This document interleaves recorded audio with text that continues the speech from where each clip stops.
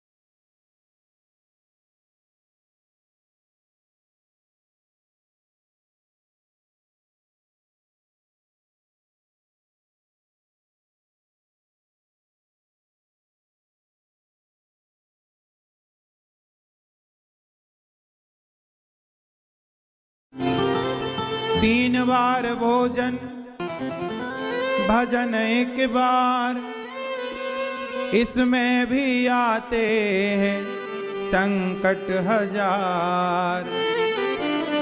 खाने में कोई संकट नहीं, 3 बार भोजन, खाने खूब खाएगा, और भजन 1 बार, 1 बार माला लेके बैठेगा, उसी में कहीं कोई आ रहा है, कहीं कोई जा रहा है, कहीं ये हो रहा है, एक माला भी पूरा नहीं हो पाता। आपको नहीं लगता कि आपका समय व्यर्थ जा रहा है? और ये कौन ध्यान नहीं करने देता, कौन चिंतन नहीं करने देता? यही है कलयुग। जो आपके भीतर कलयुग यदि बैठ गया तो कलयुग फिर करने नहीं देता।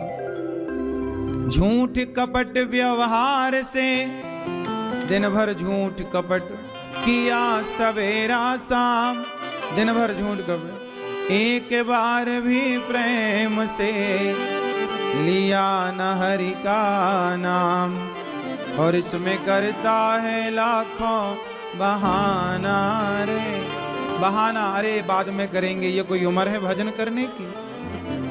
आदमी भजन करता नहीं और बहाना इतने मारता है, पूछो मत।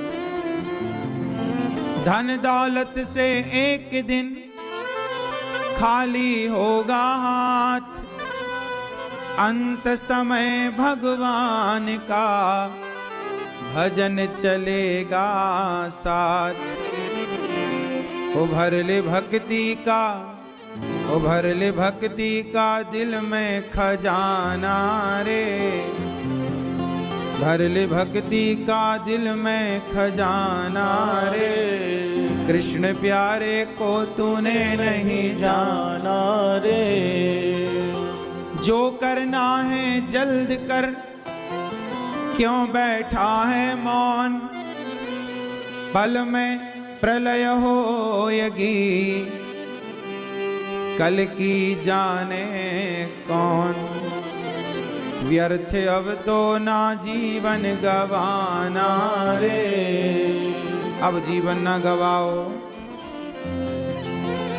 उसको कहीं न ढूंढ तू, कर ले यह विश्वास, प्रेम बिंदु को देख कर आता प्रभु है पास। इससे बढ़ कर के क्या समझाना रे, इससे बढ़ कर के क्या समझाना रे। भगवान कब आते हैं?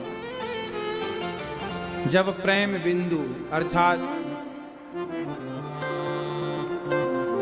बिंदु जी महाराज ये पद लिख रहे हैं और कह रहे हैं कि आंखों में जब आंसू आता है, आंखों में जब आंसू आते हैं और आंखों में आंसू भर करके जब भक्त भगवान की ओर देखता है, हे प्रभु अब कोई सहारा नहीं है आपके सिवा, तब वो आंखें जो डबडबाई हुई होती हैं, नेत्रों में जब अश्रु भरे होते हैं, तो उन आंसुओं को देख कर के भगवान अपने भक्त की तरफ दौड़ जाते हैं कि मेरे भक्त को क्या संकट है, क्या कष्ट है, क्या पीड़ा है। इसलिए कहता हूं कि आंखों से भगवान को देखा करो, रोया करो तो भगवान के लिए रोया करो। आंसुओं में बड़ी ताकत होती है। अच्छा बताओ, आंसुओं में ताकत होती है कि नहीं? बहुत शक्ति होती है आंसुओं में।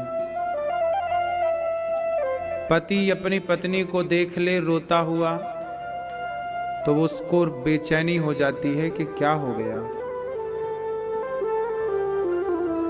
वो सब कुछ पत्नी की खुशी के लिए, बाप माँ बच्चों की आंखों में आंसू देख लें, माँ बाप बच्चों को रोता हुआ देख लें, तो माँ बाप बच्चों के पीछे पड़कर बेटा क्या हुआ, तुम क्यों रो रहे हो, क्या तकलीफ है। जैसे एक पिता अपने बच्चों को रोता हुआ नहीं देख सकता, माँ अपने बच्चों को रोता हुआ नहीं देख सकती, एक अच्छा पति अपनी पत्नी को रोता हुआ नहीं देख सकता, उसी तरह भगवान अपने भक्त को कभी रोता हुआ नहीं देख सकते। लेकिन विडंबना तो ये है कि हम भगवान के लिए रोते ही नहीं, भगवान के लिए आंसू बहाते ही नहीं। बेटा नहीं है तो सब लोग रो रहे हैं, पैसा नहीं है तो सब लोग रो रहे हैं, लेकिन जिंदगी चली गई, भगवान नहीं मिले, चित्त नहीं लगा भगवान में, इसके लिए कौन रो रहा है? इसलिए भगवान के लिए समय निकाल कर कभी आंसू बहाया करो। संसार के लिए तो बहुत हम रोते ही हैं, ये नहीं मिला तो रोने लग गए, वो नहीं मिला तो रोने लग गए, लेकिन भगवान के लिए मीराबाई भगवान के लिए रोती हैं। इसलिए भगवान को कभी रो कर के पुकारो, आंखों में आंसू भर करके। आप लोग भगवान को जल चढ़ाते हो ना, गंगा जल, यमुना जल, नल का जल, ये इस जल से क्या होगा? एक लोटा जल भरा शंकर जी पे चढ़ा दिया, एक लोटा जल भरा भगवान जी पे चढ़ा दिया, क्या होगा इससे?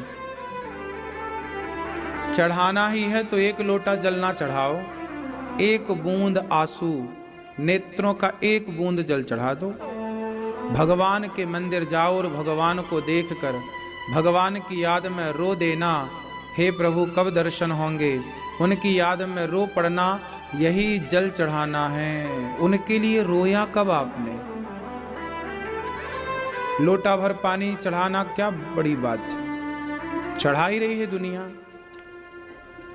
गोपियां कौन सा जल चढ़ाती थी बताओ? पानी भर भर के चढ़ाती थी कि नेत्रों के जल से? मीराबाई कौन सा जल चढ़ाती थी कन्हैया को? बोलो। आप लोग इतने बुद्धिमान हैं, इतने पढ़े लिखे हैं, इतनी सी बात नहीं समझ पाए।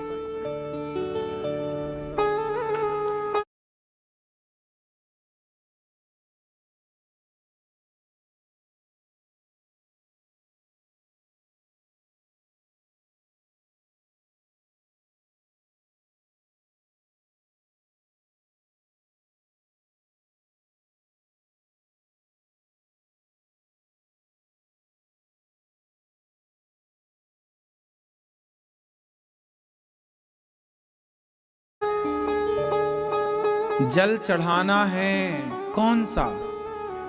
पानी चढ़ाने को किसने बोल दिया भाई? तुमने अर्थ का अनर्थ कर दिया। पत्रम पुष्पम फलम तोयम यो में भक्त्या प्रयच्छति, ये लिखा है गीता में। पत्रम पुष्पम फलम तोयम, तोयम मतलब जल, जल चढ़ाने का लिखा तो है, पर कौन सा जल? सबसे पवित्र जल कौन सा है? जो भगवान की याद में आंसू बहते हैं, ईश्वर के चिंतन में, वही जल नेत्रों का सबसे पवित्र है, वही भगवान को चढ़ाया जाए। एक लोटे की जरूरत ही नहीं, एक बूंद। कन्हैया को एक रोज रोकर पुकारा, कृपा पात्र किस दिन बनूंगा तुम्हारा। इसलिए भगवान को रोकर के पुकारा जाए। भरत जी ने राम को कौन सा जल चढ़ाया था? बोलो। भरत जी राम के लिए रोए, पाहि नाथ कहीं पाहि गुसाई, भूतल पर्यों लकुट की नाई।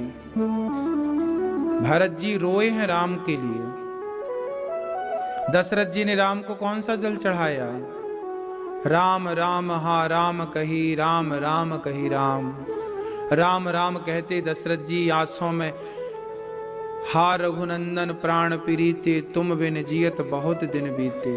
दशरथ जी की आंखों में आंसू, राम राम, और राम की याद करते करते दशरथ जी के प्राण निकल गए। दशरथ जी ने नेत्रों के जल चढ़ाए। शबरी ने कौन सा जल चढ़ाया था राम जी को? बोलो। शबरी इंतजार कर रही थी, सबरी इंतजार कर रही है, कब आएंगे राम, कब आएंगे राम। पलकें बिछाई है, इंतजार कर रही है, राम की याद में रो रही है। पता नहीं आप लोगों ने कहा मतलब सुंदर, मन मतलब मन, आपका मन, अपने मन को सुंदर बनाइए और मन को पुष्प बनाकर, सुंदर बनाकर भगवान के चरणों में मन का पुष्प चढ़ाइए। लेकिन मन का फूल कोई नहीं चढ़ा रहा, ये सब चढ़ाए जा रहे हैं। उनको लग रहा है ये चढ़ाएंगे तो भगवान मिल जाएंगे। पागल, तुम्हारे बाप दादे मर गए यही सब चढ़ा चढ़ा के।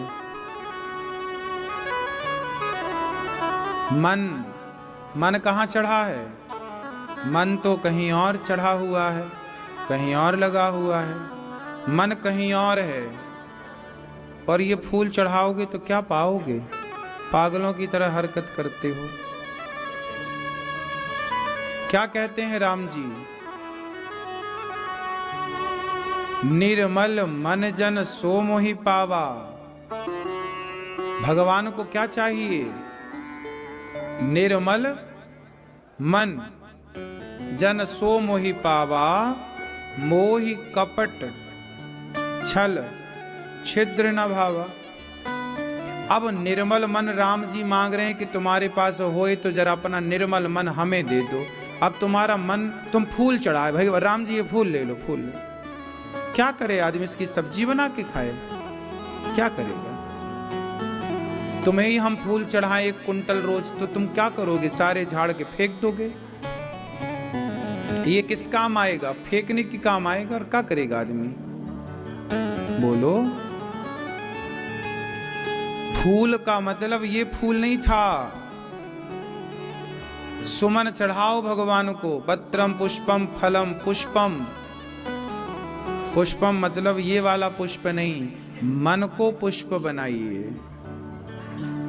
मन को बनाइए पुष्प, और मन रूपी पुष्प भगवान के चरणों में अर्पण कीजिए। निर्मल करके मन चढ़ाइए। भगवान आपसे मांग लें कि भैया जरा अपना मन दे दो, तो आप कह दोगे हमारा मन तो पत्नी में लगा है, हमारा मन तो पति में लगा है, हमारा मन तो बच्चों में लगा है, हमारा मन तो पैसे में लगा है, हमारा मन तो भोग विलास में लगा है। जब तुम्हारा मन वहां लगा